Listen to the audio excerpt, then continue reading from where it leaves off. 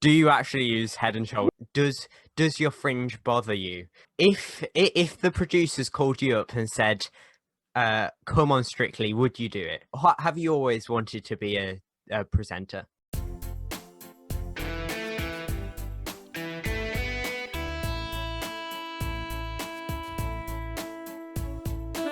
Bringing you a kid-friendly radio show. Every Saturday afternoon on YouTube. Broadcasting live at 1 o'clock. Broadcasting live at 1 o'clock. Hello and welcome to episode 38 of the Brit Show with me, Ethan. Coming up on today's show, an interview with Strictly Come Dancing presenter Claudia Winkleman. Yes, today's episode has only got the intro, the Claudia Winkleman interview, and the outro because I thought this interview deserved the whole show. So if you just want to see the interview as well, just skip ahead a few minutes. So we have no weekly watch list or head-to-head the best guess in this episode, but they will be back next episode. First, if you haven't checked out already, go and follow my socials on Facebook, Twitter, Instagram and TikTok, all at the Brit Kids Show, for clips throughout the week and behind the scenes and more. I do also have a gaming channel where I uploaded my first video to it since the start of May of this year. A long time without any videos, but I'm back. So if you want to see how well I know UK sissies in the game GeoGuessr, check it out in the description down below. So I've been quite busy the past week because it's now the summer holidays, which I'm very excited about. My week started last Saturday when me and my parents went to see some friends, some of my parents' friends. Then on Sunday I went to swim in a river with my brothers because it was so warm. Then on Tuesday I went to Durham Police Headquarters in a police car where I had a tour around the armoury and the control room, and I also got to interview the Chief Constable. That interview will be out next episode in 2 weeks. Then on Wednesday I interviewed Claudia Winkleman. Stick around for that interview later in this episode. Then on Thursday I went to the cinema for the first time since September of last year. To see Marvel's Black Widow film. That it was really good. I'll do a review on it next episode. Basically, that is what I've been doing for the past week or so. But yeah, now it is time for probably my biggest interview that I've ever done with the biggest celebrity I have ever done. It's time for my interview with award-winning presenter Claudia Winkleman. Welcome on the show, BBC Radio 2 and Strictly Come Dancing presenter, the one and only Claudia Winkleman. How are you doing today? Thank you so much for having me. I'm very well. How are you? Yeah, I'm doing really good. Before we get started with the questions, I just want to say a massive thank you for taking time out your day to be here with me. I literally can't believe you're here. I absolutely love your work. I've watched like Strictly since I was young. I even used to like dress up in a suit. And I had these like score panels, and I would give every dance a score, and I would be like a judge. I also love the Best Home Cook as well, Britain's best, and obviously your radio show. But let's first go right back to the beginning. Okay. And have you always wanted to be a presenter? No. I mean, I'm really old, Ethan. I could be your grandparent. Let's just say that out loud. So going back, I'm like, oh, I can't remember what I had for lunch yesterday. However, no, I didn't want to be a presenter. When I was really young, I wanted to be either a policewoman or Okay. a marine biologist, and I Okay. wasn't intelligent enough to do either of those. And then I thought, and then I discovered my love of art through my dad, who was amazing, and through a brilliant teacher I had at school, just the most amazing teacher. So then I thought I'd like to work in a gallery or work in art history or restoration or something like that. But that didn't happen. Yeah, so I saw you actually got an art history degree. Yeah. So when what was like your first job in broadcasting? How did you get Okay. into that? So, I mean, I know it's annoying, but it was really weird and by accident.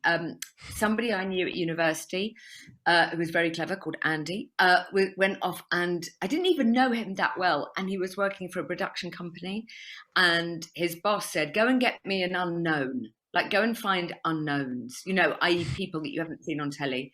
So he phoned like 10 of us from university, and we just had to talk into a camera about nonsense. Um, and I went down, I mean, looking disgusting, like I am now, messy, and talked about how I love Duran Duran. You might not know who they are, but I again, think. back to our age difference. And I was scared of spiders, and I forgot about it. And then about 6 months later, somebody who was setting up a cable channel asked me to go and work for them. And by then, I was working in magazines. Like, I've always wanted to have a proper job so that when the telly thing doesn't work out, I could do that. That's why I've always tried to write columns, or I wrote a book, or just something else to do, so that when they go, "You're right, you are absolutely rubbish," then I can still do something else. And then I started just working at weekends in telly on this cable show that nobody watched. I would occasionally go, "Let's open the phone lines," and nobody would ring. But it was really good practice. And then it just went on from there. And I've always worked with lovely people, and I've just been incredibly lucky. Yeah, so was that your first presenting job then? Your Yeah, first so it was your good. first job in broadcasting was also your first presenting job? Yes. Although, no. I mean, let's not get pernickety, but I had done work experience before, i.e., just making coffee in all kinds of places, everywhere I could go. I waitress from the age of 16 every holiday. But then if I could snook in and do a bit of work experience anywhere, whether it was at a museum or a gallery or a newsroom, or I don't know, anything, then I would try and do that. So I did a bit of coffee making, but yes, basically that was my first job, and I was unbelievably bad at it. So how was it going on the first time live on television? I mean, it was scary, but the television that I was doing at the time, nobody was watching. No, I don't think even my parents had it. So I was quite relaxed. And when you do live telly, you have an earpiece in your ear Yeah, where the yeah. bosses, the director, the producer, the brilliant person in charge of timing talks to you. And I was so inexperienced that they would say something to me and I would talk back to them. So I'd be in the middle of interviewing somebody and they'd go, "Claudia, can you speed up?" And I'd go, I'd be going, "Oh, thank you so much." And I'd look to the camera and go, "Okay, I'll be a bit faster." And then I would talk back to them. I mean, it was bad. It was bad. But I got lots of hours of practice. So were you like more nervous when you first went live on like a major Yes. television channel? Yes. And still, even though I'm 49, I get really scared now. If Tess is ever wearing something with long sleeves, it's because I've squeezed her arm so much that I've actually hurt her arm because I get that nervous. Yeah, she Wow. doesn't mind. She's an adorable girl. Yeah, I still get really nervous. Not because what I think I do is important. It's not that.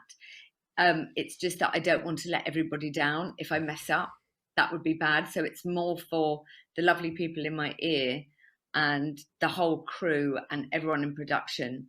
And something like Strictly is like a massive, it's a juggernaut.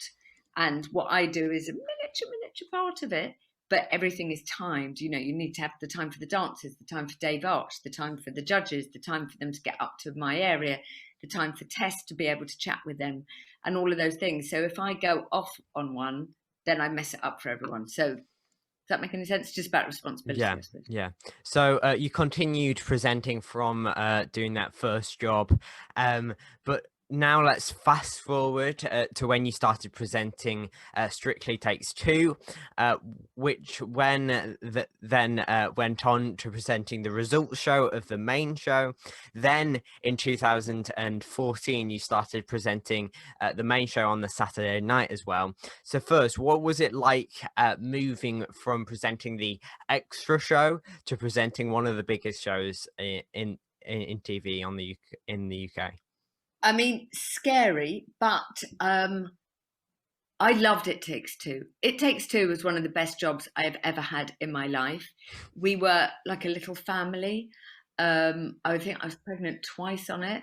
Very bad morning sickness, just sort of throwing up on myself. And it was a joy of a show. It was half an hour and it was live and it was just for the real fans. So I could really talk about heel leads until my eyebrows fell off. And Bruce decided not to do the result show. So I started working with Tess, who I'd always loved, on a Sunday. But yeah, doing the main show, that first show I did, where I think I decided to literally wear a pink towel and no makeup. Let's not talk about it. I was completely terrified. But, Yeah. you know, any first, I'm sure for you, a new school year or a new experience, you get really nervous tummy and you're like, oh, I can't. But then all of a sudden it happens and you're all right. Yeah. So you've mentioned you still do get nervous for Strictly. Is that every time, or is that just at the start of the new series? I think every time. I mean, I'd like to say that I'm really cool and I'm relaxed about it, but I'm not. I'd like to go, yeah, just get all orange and just go out there. But no, I get pretty nervous. But I guess the more the run goes on, you know, by episode 5, the nerves slightly ease up, but then they really heighten again. Like the semi-final is nerve-wracking when they do 2 dances, because all you want is for the people to take part, to have the best time, and for the dancers, who are extraordinary, to feel supported and respected and loved and all of those things. And then you've got the final, that's nerve-wracking. But, you know, I love it. It's the best job ever. Yeah, so run me through what it's like to presenting Strictly from Monday to when you go live on a Saturday night. So I guess Monday you're lying down eating macaroni and cheese or noodles because you're quite sleepy. And I've got 3 kids, so I get fully involved in kid world. And then you're desperate to find out what they're dancing to and which dances they're doing. So you sort of go, oh my God, they're doing an Argentine tango to that. And then you start getting all overexcited. And you'll speak to your producer, and all the producers on Strictly are brilliant. Friday, you go in for a full rehearsal and you try and watch as much as you can, but you also know you can't be annoying, so you can't be in the way. You can't go, oh my God, can you just do that again for me? Because the schedule is so tightly packed.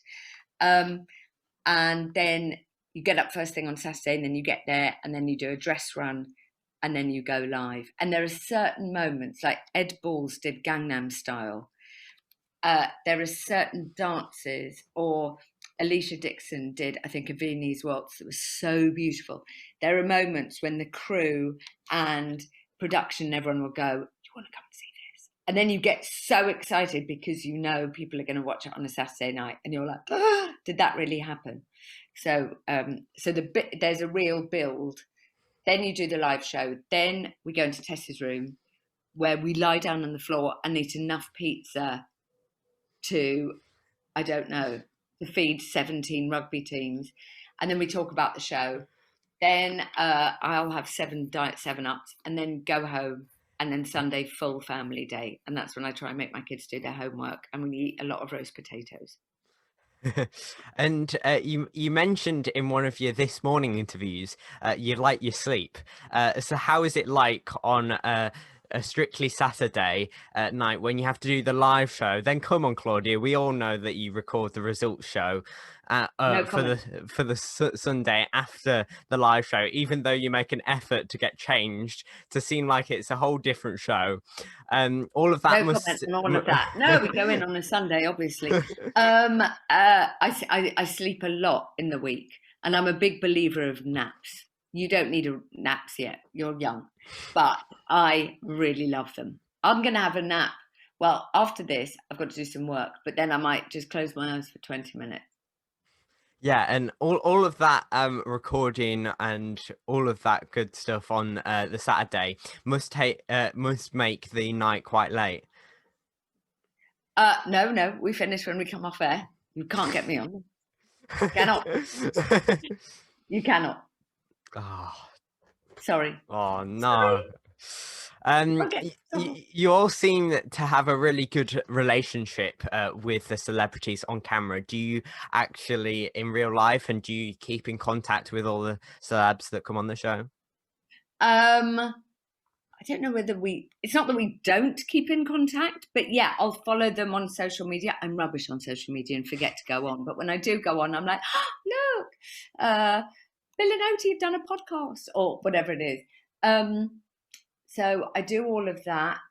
No, we get on brilliantly because our job, the whole show's job, is to make sure, because you're getting these lovely people who have said, yeah, all right. And they're so nervous. And our job is just to look after them.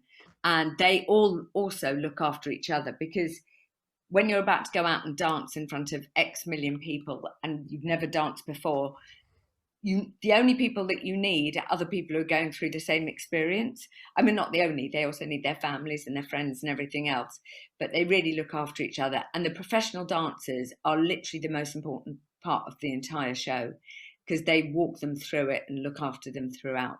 But no, they all get on really well. They're not even competitive. They really, last year they couldn't be, but when they're in my little area, and somebody gets a 10, when Anton got a 10, everybody felt like they'd got a 10. They're really happy for each other. It's not like they're sitting there going, I hope they get a 5. That's not how it works. Yeah. And if the producers called you up and said, come on Strictly, would you do it? No. Absolutely not. I'd be terrible. Would you?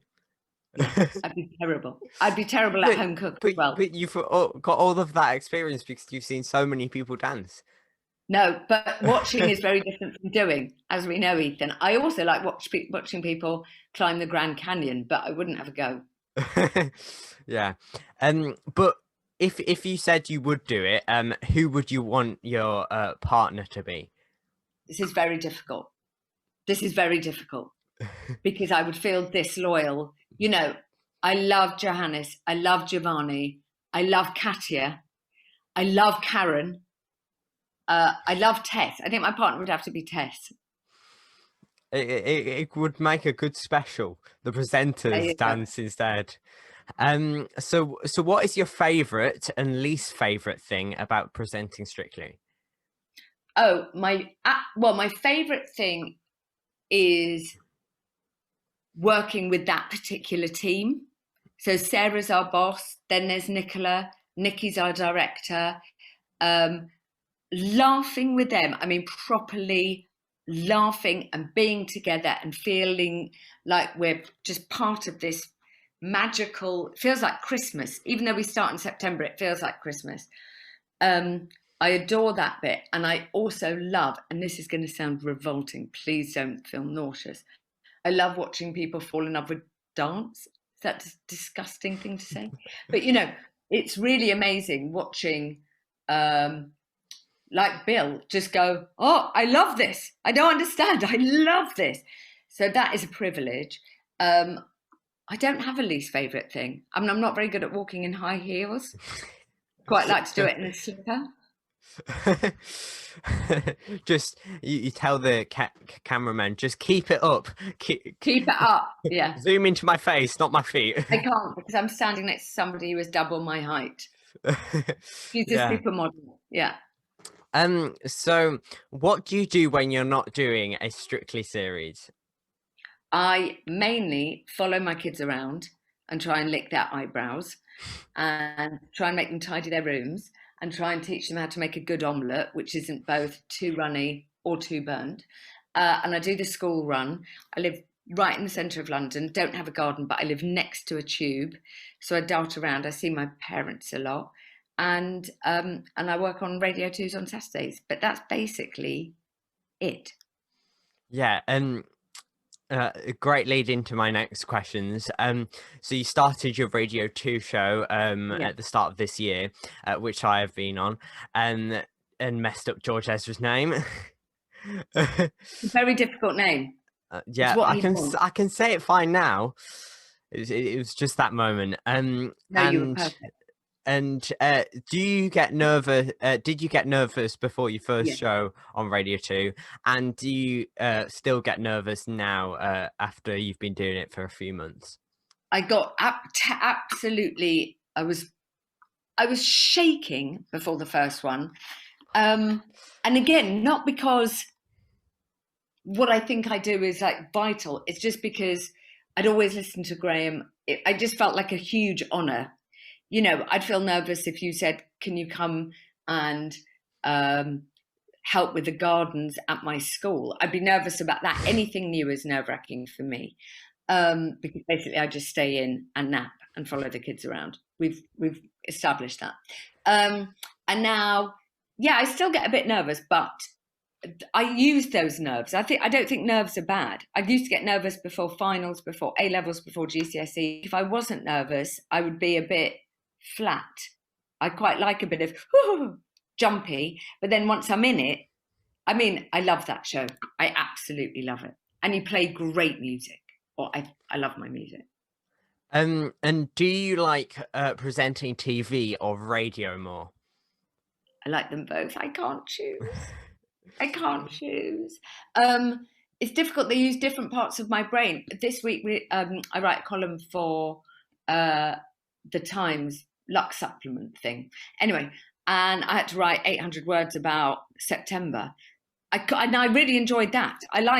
I'm really, really lucky that you can use, I think lots of people in their different jobs, they have different elements. So Strictly is all sparkle and bam, and I'd wear 10 tons of fake tan, and that's all thrilling. Radio is just literally me in a tracksuit and my lovely producer, Jeff, and brilliant SM, and we have a lovely time, and Emma and Lana, and it's gorgeous. And that's different. So yeah, I'm really lucky. I couldn't choose. I know that's an annoying answer. I realise. I'm sorry. Yeah, and I also love you on Britain's Best Cook. But Yeah. do you get to taste test the food? Everything. I inhale the food, and they're such good cooks. They are up. Have you ever had something called kedgeree? No. Get some today. I think I've had one once in my life. It's going to sound disgusting, but it's basically rice. It's like a slightly curried rice with smoked haddock. I haven't sold it well. Anyway, I think I've had it once in my life. And this series, somebody made it. It was so good. I was eating it with a ladle. Like they literally had to go, Claude, step away. And with the latest series that you did with celebrities, were you more reluctant to taste the food because it was made by the celebrities, not the very good cooks that have been chosen for the other series? No, they were very good cooks. They were real. That's when the kedgeree debacle happened. No, I wanted to eat their food as well, but I also just love food. And Ed made an amazing chocolate cake. Amazing. A chocolate birthday cake. And I mean, the minute they judged it, we all just were piled in. You must be, it must be really nice for you, because like whenever I watch them like cooking or baking programs like Great British Bake Off and things, you like want to eat the food, and you get to. I'm very lucky. I remember watching Bake Off, and I watch Bake Off now, and you watch it and you go, A, how did they make that? And B, especially biscuit week, they make biscuits that are insane. I'm like, yeah, I need to eat that. Yeah, it makes you hungry, doesn't it? Totally. Yeah. And So let's move on to obviously the past year and a half has been quite hard for lots of people. How were the lockdowns for you? Um, as you say, they were very hard for lots of people. So I will not complain. I refuse to, because my family was safe. Knock on wood, pull my ear, just have to do that. We're superstitious. So we were safe, and we were together. So I was a very bad homeschooler. So my husband had to take over. It was terrible. I mean, I've got big ones. I've got 18, 15, but the 10-year-old, well, he was 8 when it started. Yeah, I'm not very good at maths, and I'm not very patient. But no, it was absolutely fine. I'm not going to complain. People have had a terrible time. And did you get bored during the lockdown? I didn't. No, I you absolutely didn't. I read occupied some yourself. brilliant books. Yeah, I read some brilliant books, and I made the kids take part in something called Craft Corner. They really Okay. hate me. Can you imagine? Which was like mending um, any clothes that they had that had like holes in or whatever, and we would all sit there and we'd take it in turns to choose which music we listen to. Anyway, they think Okay. I'm vile. Mm. And did you struggle with your mental health during any of the lockdowns? I'm going to be honest and say I was all right. Um, but we were really, really lucky. Yeah. Yeah. So you actually started writing your book during lockdown, is that right? Yeah, yeah. And did it help you through the lockdowns? It was really enjoyable because I had a sort of focus, and I mainly wrote the book. You probably shouldn't tell my husband this, to get out of homeschooling, because then he had to do it. So, but it was nice. I love writing, and I just sort of went off and about my fringe or wearing black. I mean, none of it was useful to anyone, but I quite enjoyed it. I also saw when I was researching that you don't like skiing. And when I I think found it's a disgrace, Ethan. when I found this out, I didn't know whether to interview her anymore, Claudia, because I absolutely love skiing. I was even born in Austria. Stop it. I'm so sorry. I'm so sorry I've let you down. You can't change my mind. I think it is a ridiculous thing to do. But lots of my friends love it, and I let them go. That's fine. You go somewhere, wake up early, wear unflattering outfits, throw yourself down a mountain, then all stand around in some sort of disgusting dungarees and eat some hot cheese and then do it all over again. Then you have to dry out your clothes. You have to take off your weird, wet clothes. Then you have to get into a ski lift holding skis, a ski pass with loads of people. Then you lose a glove. I mean, it's just a solid no. That is not holiday. And I don't know what it is. It's not holiday. Um, and I can't argue with that, to be honest. There you go. So, and you seem to keep your life outside of TV and radio quite private. Do you think it's important to keep your children out of the spotlight and they can decide themselves if they want to be in the spotlight? Yes, totally. Yes, in answer to all of those questions, yes. A, they're not interested. I'm not sure they really know what I do. I mean, my 15-year-old daughter texts me almost every Saturday while I'm live on air going, "Mum, did you finish the jam?" I'm like, I'm about to interview somebody live on radio too. Oh, Dad, about jam. Like, anyway, so no, that's my life, and nobody needs to see that. Not because, and also they'd be incredibly bored. It's literally just us sitting around playing Scrabble. And Or me telling them to put their phones down. and my brother started university last year. How are you feeling about your son leaving home? Not good. It's not good, Ethan. Very bad. I don't want it to happen. It is going to happen. I'm making him do weird things with me. Like, I just want to be with him all the time.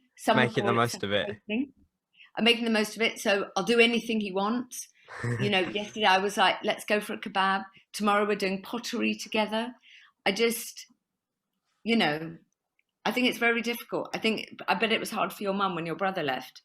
Yeah, it was hard for me as well. I like was crying and things, but now I've got used to it, and I actually even moved into his room and set up Nice. all my studio and things. But now he's come back for the summer. I'm a bit annoyed because I've had to move back into my small old room. Yeah. I don't That know what we're going to do. I don't know what we're going to do. Anyway. So these are some questions some of my friends in my drama group said. Okay. One person said you come off as across as a really friendly person on TV and radio. How do you manage any negative comments or feedback that come your way? Oh, that's so sweet. I hope I'm friendly. I don't mind about, number one, I've been lucky I don't really get a lot. And if I do, that's also fine. I mean, everybody's allowed an opinion. I'll watch people on telly going, what is she wearing? I mean, I would never put it on social media, granted. But I don't feel the negativity. I think that's sort of a state of mind. And I think I've been lucky. I think there's a good thing about being 49 is I don't check what everybody says. I'm not putting myself, I mean, of course I'm putting myself out there because I'm on telly and radio, but I don't really do it on social media. No. Another person said, does your fringe bother you? No, I love it. I am just a walking fringe. I am a fringe. I mean, it's all right now. I mean, last week it was there, but that's how I like it. I've also got very bad eyesight, so I can't see anything anyway, so it makes no difference. Okay, and also this is like the most requested question. Like whenever I told someone you were coming on the show, they would ask this. Even the chief constable of Durham Police, who I No way. interviewed, who I interviewed yesterday. That's why I actually turned your agent down when she said yesterday. So Fair enough. the question, the most wanted question, the people that has asked, do you actually use Head and Shoulders? Yes, I do. Ethan, if you were here, this sounds weird, I would show you my bathroom. I've always used it. My stepdad always used it, and then my mum used it. And I mean, I don't know whether my hair looks okay now, but because we just went on quite a windy, weird walk to see a goose.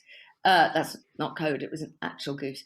Yeah, I've always used it, and I always will. So when they fire me and they use somebody else that's got nicer hair, if anyone wants to come to my house, they will see Head and Shoulders. So this is my final question. What advice would you give to me into breaking into the into the broadcasting industry and getting my first presenting job? Well, number one, I'd say already you've smashed it. You're doing brilliantly. You put a nice little reel together and you send it to people. Any shows that you really love that you think, do you know what? I could do that. You look at, it's 10:30. I'm so sorry. I'm with you. You look at the credits and you write to them. So I think Davina McCall, who was the most brilliant TV presenter, just wrote to MTV. She wrote to them and wrote to them and wrote to them. People won't come and just find you. You have to tell them that you're there. Yeah, and this is just to end off. I'll be as quick as I can.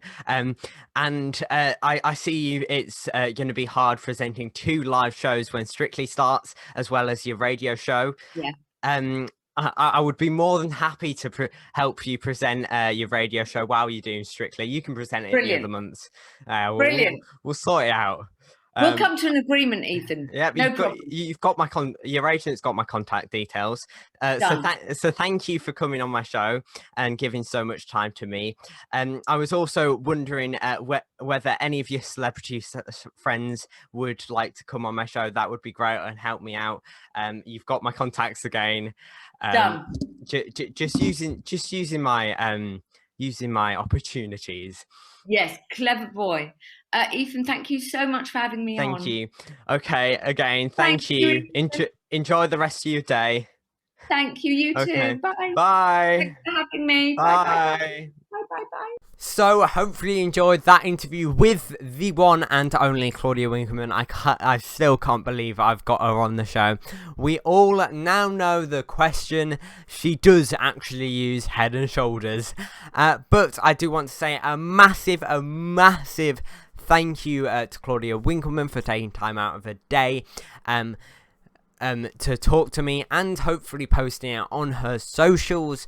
If you do want to see more of Claudia Winkleman, all of her links to all of her social media and her radio and TV show are down in the description down below. Sadly, that is all we have time for in today's episode. We will be back on the 7th of August on audio and the 8th of August on video with an interview with the Chief Constable of Durham Police, the weekly watch list, and head the best guest. Please share this video with your friends and family, like, comment, listen to last week's episode if you haven't already, listen to this show until the end, email me, follow me on Facebook, Twitter, Instagram and TikTok, and subscribe because we are trying to get to 200 subscribers, or follow or favorite or review or whatever your listening platform does. It really does help out and it does mean a lot. In the meantime, if you have any suggestions to make the show better, or if you want to talk on the show, or if you have a TV show or film that you'd like to nominate for the watch list, or if you want the chance to compete in head-to-head the best guess, comment below, message me on Facebook, Twitter or Instagram, or email me at thebritkidshow@gmail.com. So that is all we have time for in today's episode.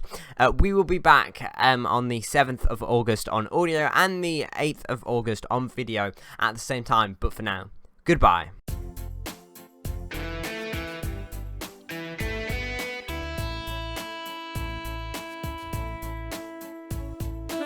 Bringing you a kid-friendly radio show every Saturday afternoon on YouTube. Broadcasting live at 1 o'clock. Broadcasting live at 1 o'clock.